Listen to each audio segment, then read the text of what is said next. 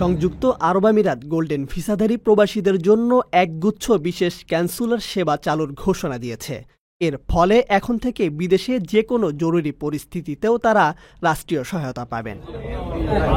মঙ্গলবার দেশটির পররাষ্ট্র মন্ত্রণালয় জানিয়েছে, এই সেবার আওতায় বিদেশে অবস্থানরত কোনো গোল্ডেন ভিসাধারীর মৃত্যু হলে তারা মরদেহ দেশে ফিরিয়ে আনা ও দাফনের ব্যবস্থা করা হবে।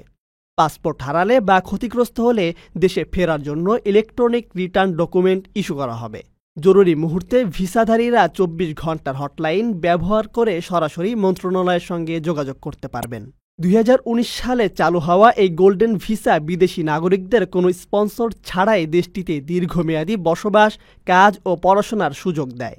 বিনিয়োগকারী, উদ্যোক্তা, মেধাবী শিক্ষার্থী ও বিভিন্ন খাতের বিশেষজ্ঞরা এর মূল আবেদনকারী।